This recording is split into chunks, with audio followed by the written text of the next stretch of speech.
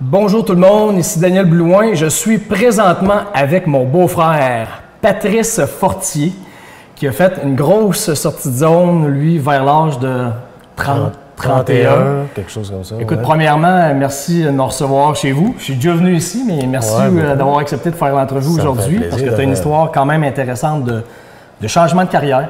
On peut dire ça. Bien, écoute, avant d'aller plus loin et de rentrer en détail dans ton changement de carrière, si tu peux juste me résumer là, depuis que tu as fini l'école, en quoi tu as étudié, jusqu'à aujourd'hui. Et après ça, on rentrera en détail dans ta sortie de zone majeure. Bon, moi, j'ai fait des études un peu en escalier, c'est-à-dire que quand j'étais au secondaire, j'ai décidé de faire la fin de mon secondaire au métier professionnel parce que je voulais apprendre l'usinage des métaux, tout ça. Puis en même temps, je voulais me préparer à aller au cégep parce que, donc, j'ai fait les deux. Je suis allé au cégep du Vieux-Montréal en technique de fabrication mécanique, qui est aujourd'hui technique génie mécanique. Bon, j'ai pris 4 ans pour faire mes études parce que je travaillais pour m'autofinancer à ce moment-là. Puis, ça allait. Faire le cours en 3 ans, ça aurait été plus difficile un peu. Ça a été une période de ma vie super le fun parce que t'es jeune, t'arrives en ville. Moi, je viens de la campagne, fait que il y avait beaucoup de choses à découvrir. Puis, ça a été vraiment une belle période. Puis j'aimais le milieu scolaire, tout ça, puis bon, je réussissais assez bien pour être bien là-dedans. Le hasard m'a amené à l'université parce qu'à l'époque, j'avais pas l'impression, au début de mon cégep, que j'allais devenir ingénieur. Pour ceux qui sont peut-être en Europe, qui écoutent l'entrevue, le cégep, c'est un programme unique au Québec. Je dirais c'est la fin du lycée, juste avant l'université. C'est comme l'après C'est un high school. 2 ans de programme, juste à la fin du high school américain. C'est un 2 ans de programme qui est complètement unique au Québec. Bon. Donc, tout était... 2 ans pour ceux qui s'en vont à l'université, 3 ans pour ceux qui font du professionnel. Puis, dans mon cas, je l'ai fait en 4 ans. Là. Okay. Sauf que durant les années où j'étais au cégep, il y a un nouveau programme universitaire qui a été disponible pour les gradués en technique professionnelle. Donc, c'est une école en génie électrique, mécanique, d'autres choses aussi, qui a été créée pour les finissants en technique professionnelle. Normalement, le programme pour être ingénieur, il faut que tu fasses 2 ans de sciences pures, puis après ça, 4 ans d'université, dans les universités francophones ou anglophones. Tandis que nous, la proposition qu'on a eue avec l'Université du Québec, c'était l'École de technologie supérieure. C'est qu'après nos 3 ans professionnels, on pouvait faire 3 ans d'université, puis on allait avoir une formation qui était en négociation encore à ce moment-là pour être acceptée par l'Ordre des ingénieurs. Bon, il y a eu de l'opposition d'autres universités parce qu'ils trouvaient que le profil n'était pas le même, tout ça. Moi, j'ai eu le temps de graduer, puis d'aller travailler, puis ensuite, ça s'est réglé. Ils ont augmenté le nombre de crédits ou il y avait 2 façons de... Tu as commencé à travailler en quoi? Bon, à la fin de mon... ça, c'était un petit peu par hasard que le service de placement de l'université m'a offert un remplacement pour aller enseigner. Pour être prof? Pour être prof à Gaspé. Au cégep de Gaspé, en technique de génie mécanique. De génie mécanique. Qui était la formation, ça avait changé de nom, mais c'était la formation que j'avais suivie. Est-ce que tu rêvais d'être prof ou pas du tout? C'était juste une opportunité qui se présentait? Disons que depuis un certain temps, je l'avais envisagé parce que c'est un métier qui est vraiment alléchant là, au niveau de toutes sortes des conditions de travail, mais aussi le plaisir qu'on a. Puis le milieu scolaire, je l'aimais déjà. Puis je savais que j'avais la capacité de le faire parce que, bon, j'avais quand même bien réussi mes cours, mais aussi c'est que j'avais un background d'expérience parce que je suis issu de... Oui, dans le domaine, dans le sens que dessin technique, tout ça, j'ai toujours été à l'aise depuis que j'étais jeune là-dedans. Parce qu'il faut dire que ton père avait une usine, puis moi, l'usine était très proche de la maison. Donc, tu as appris un peu sur le tas. À 5-6 ans, j'étais déjà souvent dans l'usine à aller voir mon père. Tu baignais là-dedans. J'ai toujours baigné là-dedans, donc j'ai développé une certaine aisance du milieu, malgré que ça ne donne pas des connaissances techniques, là, mais... Fait que... parce que c'est ça, au niveau de mes études, je pouvais faire la différence entre un prof qui avait de l'expérience et un autre qui n'avait pas. Puis je me rappelle que je m'étais dit, moi, si je vais enseigner, je vais y aller après avoir travaillé pour avoir de l'expérience. Avoir une bonne expérience.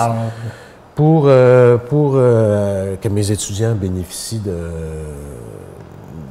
pas juste de la théorie. Là, parce que, donc, tu es devenu prof au cégep à Gaspé. Puis pour ceux qui ne connaissent pas le Québec, Gaspé c'est très loin d'ici. C'est 18 heures de train. 18 heures de train. Parce que, regarde, tu t'es exilé, c'était encore au Québec, mais c'était loin. J'ai dû prendre ma décision vite. J'étais un vendredi après-midi. Service de placement m'offre le poste. J'ai dit, bon, ben laissez-moi la fin de semaine pour y penser. Puis le lundi soir, j'étais dans le train. Là. Mais juste ça, c'est une petite sortie de zone quand même. Là. Mais c'était une opportunité qu'il fallait prendre. Exact. Tu commençais. Ça n'a pas été une décision difficile. C'était un peu l'aventure quand même. Là. Donc, tu as fait ça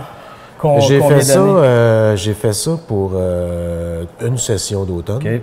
Puis après ça, je suis retourné à une autre session d'automne. Entre les deux, j'avais été passer une couple de mois à Chicago pour pratiquer mon anglais parce que je voulais travailler comme ingénieur à ce moment-là. Non, j'avais pas le titre d'ingénieur. Mais tu savais que c'était important de savoir l'anglais dans ton domaine. Oui, je voulais le perfectionner. Puis après ça, bon, ils m'ont rappelé, je suis retourné. Puis donc, par la suite, j'ai fait deux automnes. Deux automnes à Gaspé. À Gaspé. Puis après, de Gaspé, j'ai eu un offre d'aller à Saint-Jérôme. Comme prof encore? Comme prof encore, mais là, cette fois-ci, c'était pas un remplacement. Parce qu'à Gaspé, c'était un remplacement d'un prof mis... tu savais que c'était temporaire? Oui, je savais que c'était temporaire. Malgré qu'il m'avait offert de rester, là, prolonger le temporaire, si on peut dire. Par contre, à Saint-Jérôme, c'était vraiment un poste, là, parce que le département venait d'être formé. Il avait été formé pour faire une technique de matériaux composites. Puis, il y avait beaucoup de choses en commun avec la mécanique, l'usinage. Tu connaissais le domaine. Fait que moi, les composites, non, mais le secteur mécanique, il était comme jumelé. Fait qu'ils ont créé le département, ils ont acheté tout l'équipement, tout ça, puis il fallait qu'ils bâtissent une équipe de profs. Fait qu'ils en étaient à leur 3e année, donc ils engageaient encore des profs, là. Donc toi, tu te rapprochais un peu de chez vous, là? Non, mais non, pas du tout. Non, pas du tout. Saint-Jérôme, c'est quand même un petit peu assez loin. Ben oui, par rapport à Gaspé, là. Exact. Donc, c'est ça. Là, on m'a offert un vrai poste. OK. Mais à partir du moment... À temps plein, comme de raison. Mais à partir du moment où tu occupes un poste, ben après 3 ans, tu deviens permanent. Donc, permanent, le fonds de retraite, la sécurité, la job donc, à vie. Alors, puis c'est pas banal. Là. Il y a beaucoup de monde qui m'ont dit, t'es donc bien chanceux. Il y a beaucoup de profs qui enseignent pendant 10, 12, 15 ans. Ils n'ont jamais eu la... Marjolaine, ma copine, ma blonde. Ma blonde, c'est la même chose. Elle n'a pas sa permanence encore 15, 20 ans plus tard. Bon, c'est difficile, je suis d'accord. Il faut être sur un poste régulier. T'es chanceux, tu l'apprécies quand tu as une permanence. Sinon, c'est un contrat. Comme les chargés de cours à l'université, je me rappelle, il y en a qui en parlaient. Ça faisait 15 ans qu'ils enseignaient, puis ils ne savaient jamais l'année d'après s'ils allaient être là. Bon, leur ancienneté augmentait, les chances diminuaient qu'ils perdent leur... Mais toi, c'était une opportunité en or. C'était comme sur un plateau d'argent, la grosse job. À ce moment-là, c'est pas... Tu pensais pas vraiment à ça? Pas tant que ça, là, quand là, tu le réalises plus que dans le temps. Là, je le vois, oui. Mais à quel point c'était une chance. Quand tu as 25 ans, 26 ans, 27 ans... La vie peut être longue, tu penses pas à ça. La sécurité, c'est pas...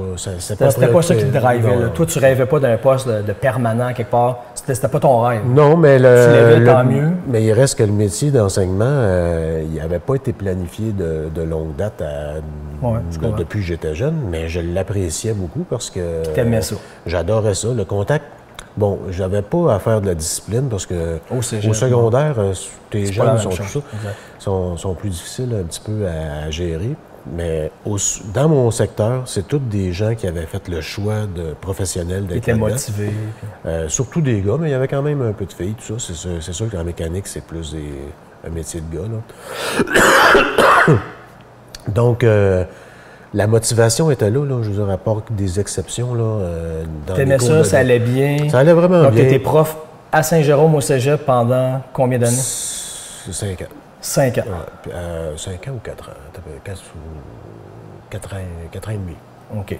Donc ce que j'appréciais aussi, c'est toute la camaraderie puis le milieu, là, parce que, bon, la liberté qu'on avait aussi, parce que, bon, j'avais peut-être 20 heures de classe, puis on en faisait 35 au total, mais...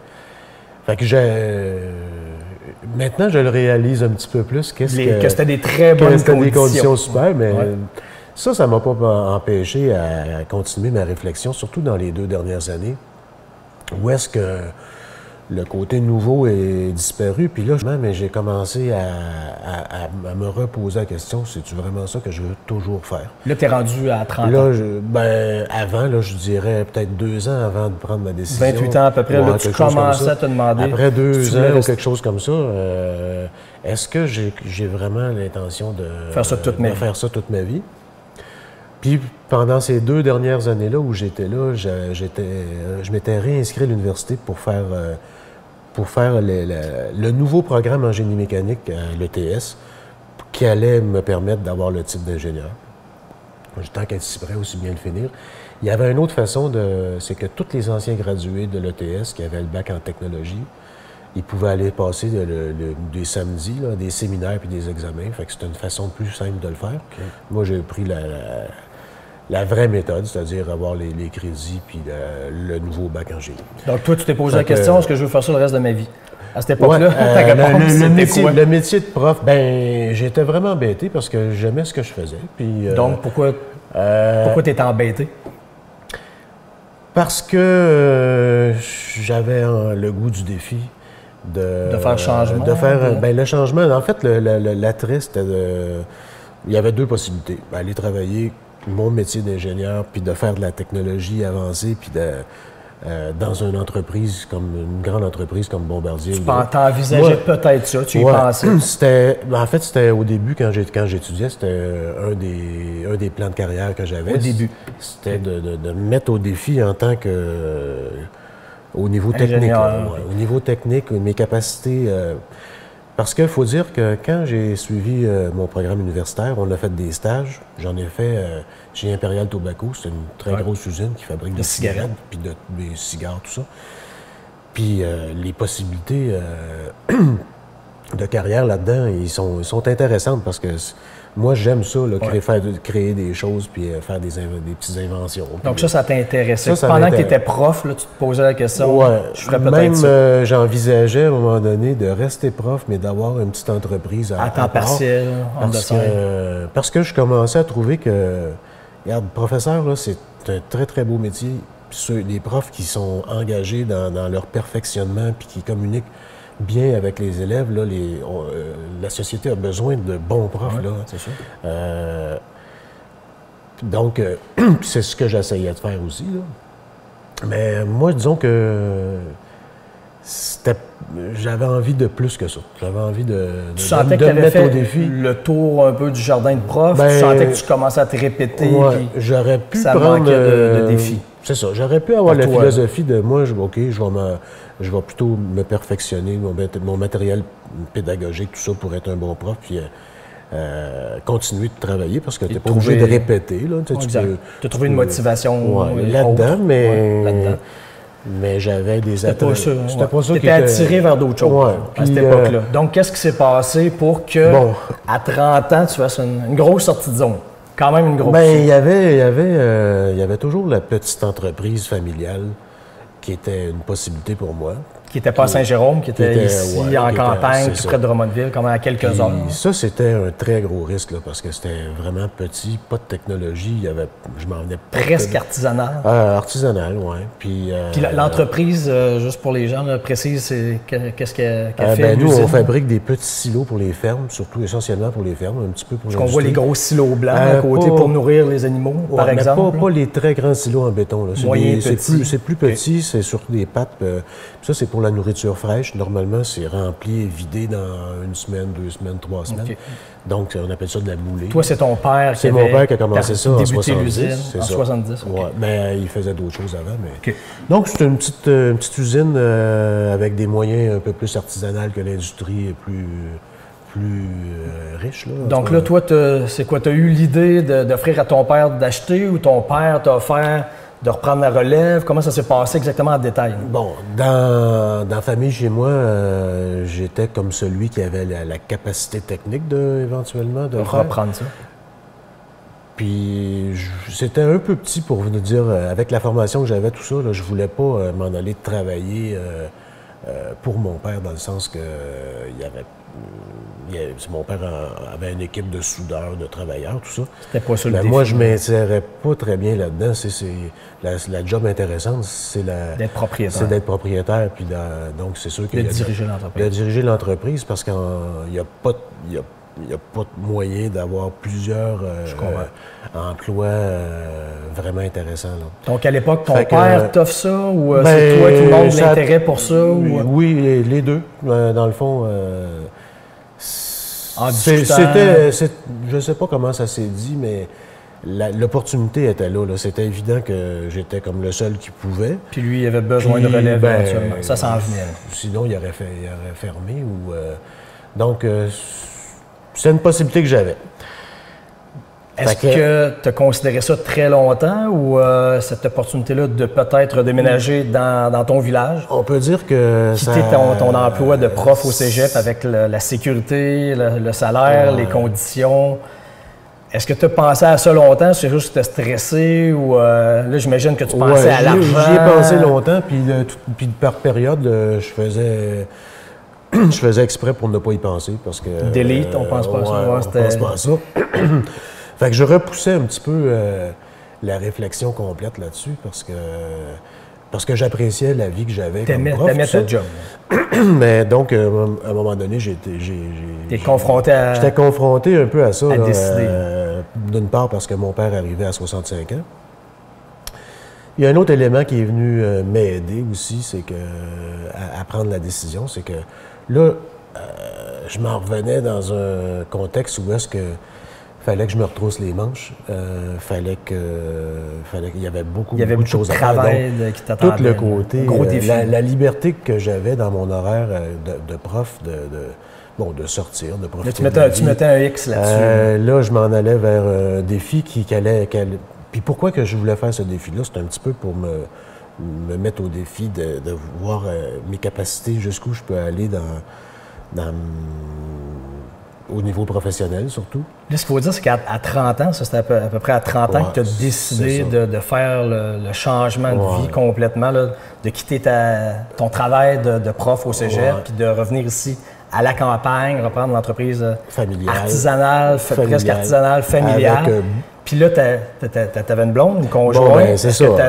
À cette époque-là, présentement, tu as 3 enfants. Ça faisait... À cette époque-là, est-ce que tu avais un bébé, pas de bébé? Non, mais je connaissais Chantal, avec qui on avait discuté un petit peu. Tu étais déjà avec elle depuis quelques années? Ça faisait au moins 2 ans, sinon 3, 4, là, je ne sais pas exactement. Est-ce qu'elle a embarqué là-dedans, Chantal? Fait qu'elle était d'accord, justement, à me suivre ici, parce que pour elle aussi, c'était l'aventure. Ouais, dans un petit village, on quittait la région de de Montréal. dernières années, on restait à Montréal. J'ai habité un bout de temps à Saint-Hippolyte, mais pour être ensemble, on habitait à Montréal. Chantal travaillait à Longueuil, puis moi à Saint-Jérôme. Puis, regarde, ça faisait 14 ans que j'étais en ville, là. J'en avais profité en masse de Montréal. Puis je me voyais pas à Montréal le reste de ta vie. Fait que la campagne, ça m'attirait. J'avais le choix. On aurait pu, en restant à Saint-Jérôme, aller vivre dans le Nord, à Saint-Hippolyte ou ailleurs. Ça aurait été une possibilité. C'est sûr qu'on ne serait pas resté en ville comme tel. Puis non plus à Laval ou dans un quartier résidentiel, là. Selon mes goûts à moi, je préférais la verdure. Donc, un moment donné, tu as décidé. J'ai décidé, avec l'aide de Chantal, qui était d'accord avec moi, de faire le saut ici. Puis là, je savais que je changeais de vie, là, parce que là, je savais que la partie de travail pour bâtir, pour rénover l'entreprise, puis tout ça, bon, j'envisageais d'avoir des enfants aussi. À 30 ans, j'y pensais. En plus. Fait que c'est un gros changement puis là, de cap. Juste, parce que ceux qui ont peur de faire des changements de vie, de carrière, de travail, peu importe, souvent l'argent.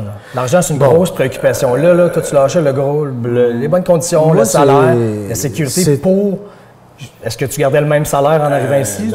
Tu diminuais beaucoup de salaire? C'est un très, très gros risque que j'ai pris. Financier. Parce qu'il y avait des risques à tous les niveaux, là. Financier, j'ai diminué mon salaire, mais malgré que... De façon moi, importante. je m'étais dit, oui, à court terme, je diminuais beaucoup mon salaire. Tu savais. Presque de moitié, là. Okay.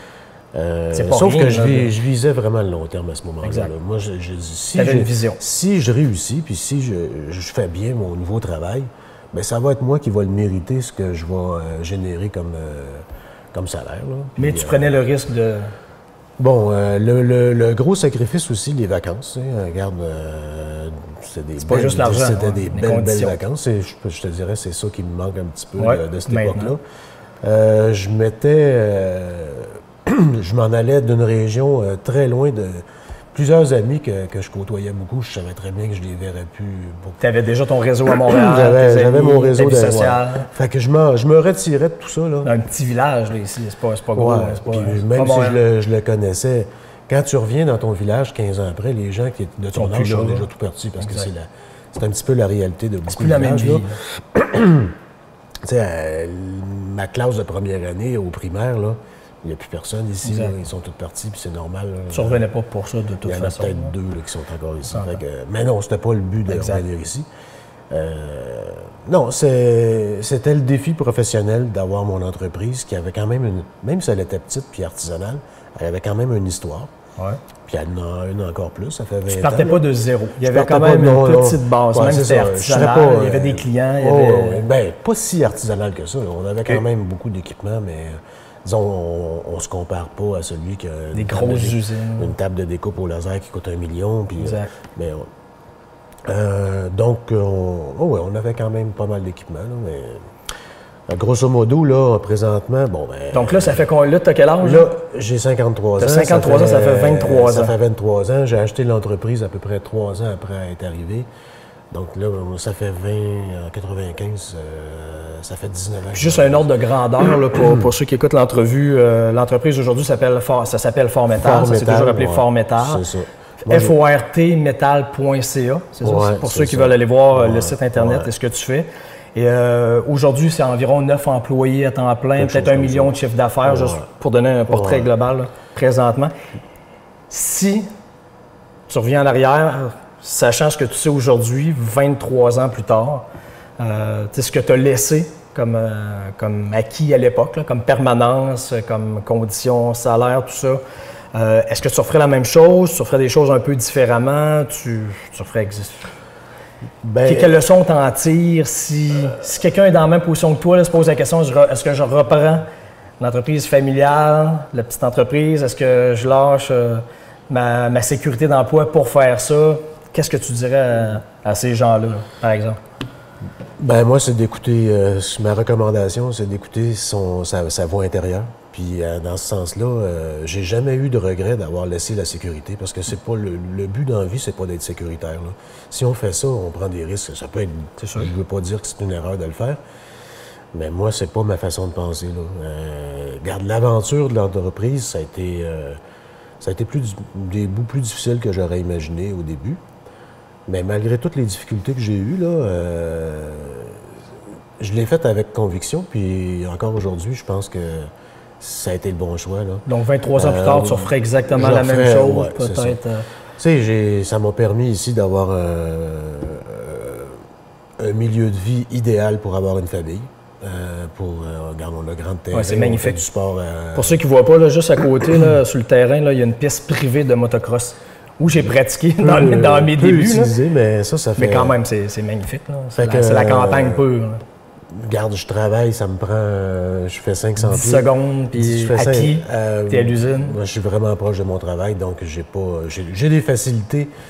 Est-ce que tu considères que tu as peut-être récupéré le manque à gagner que tu as eu à l'époque ou tu as quand même gagné moins, mais c'est pas grave? Là, non, mais dans considérant le portrait global. Au début, j'avais pas beaucoup... mon salaire était bas quand j'ai commencé pour mon père, mais j'ai rétabli ça assez vite. Quand même. Moi, je te dirais que j'ai toujours... Même au niveau financier, ça au niveau financier, finalement... Non, ça a été bon quand même. Là. Regarde, je gagne à peu près le salaire que je gagnerais si j'étais prof. Okay.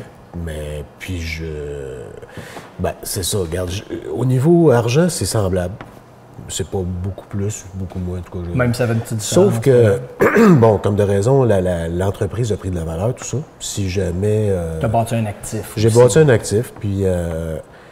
donc, il y a deux possibilités pour l'avenir, là. Mais regarde, j'ai juste 53 ans. En principe, j'en ai encore pour plus que 10 ans. Pour quelques années, si tu veux.